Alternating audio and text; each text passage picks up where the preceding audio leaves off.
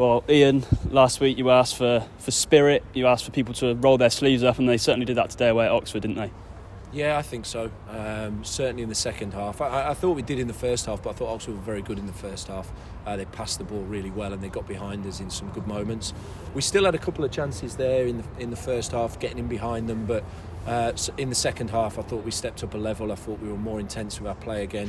And even after Jameel Matt's goal, I think in the position that we're in, it's easy to then go and sit back and accept a point, but I really felt like we tried to get a second goal, made it a really open game, and they had a few chances as well. But listen, I think the players showed a lot of heart, a lot of character. We went 1-0 down, and they showed some resilience in there, and certainly I enjoyed the way in which we fought through the game, and I think that's a positive sign. You had to ride out some moments, particularly in that first period, particularly early on as well, but you stuck in there and went in at the break, only the goal down, which was really important, wasn't it?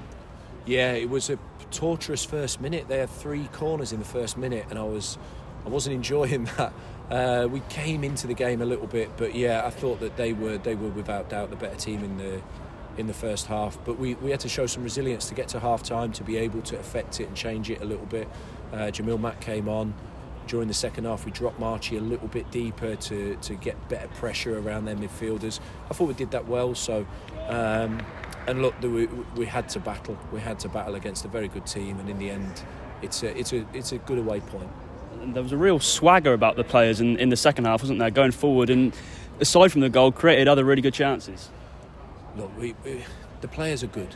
They are.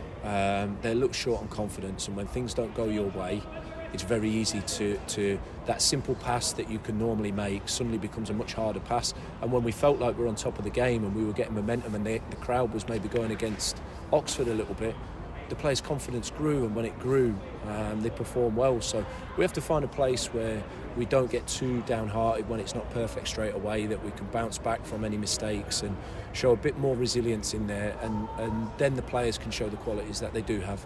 And what a moment for Jammer as well. His first League One goal, scored lots of goals in a Forest Green shirt, but a first one in League One today, and a really nicely taken one as well. Yeah, I'm really happy for him. I'm happy for him because he had a tough start to the season. He wasn't 100%. He had to have that little knee up, and then he's built his way back up, and he's trained well, and he's had to kind of overcome 1 or 2 hurdles. But one thing I'll say about him is his character's fantastic.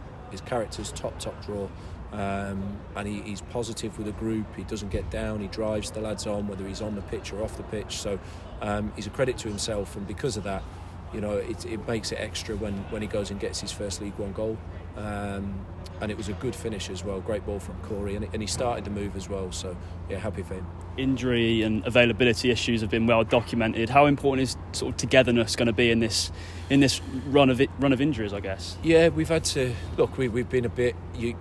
Regan suspended, Ben Stevenson's still out, Armani Little injured, David Davis, Reece Brown. So the midfield, we had to, Miles Pert Harris played a deeper role today next to Harvey Bunker. Towards the end of the game, Josh March is playing as a 10.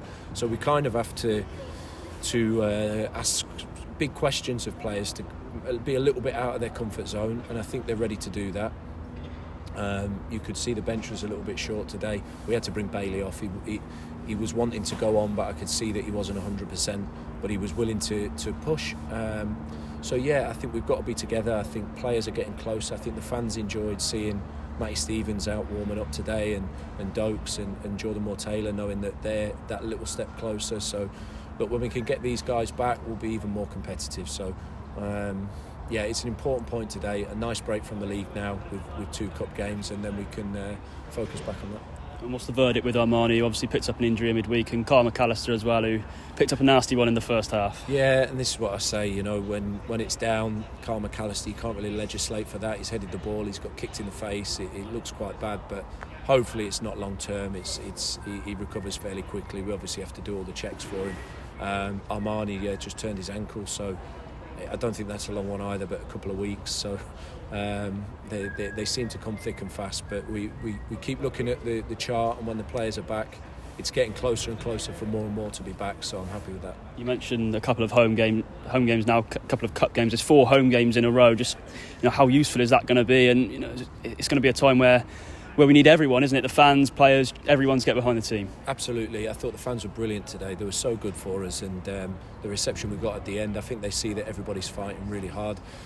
to go home now. You know, obviously Cheltenham on Tuesday will be a fun derby, and then the FA Cup, and then 2 important league games. So yeah, it's great to be at home for a few games now without the travel, but we've got to capitalise on that.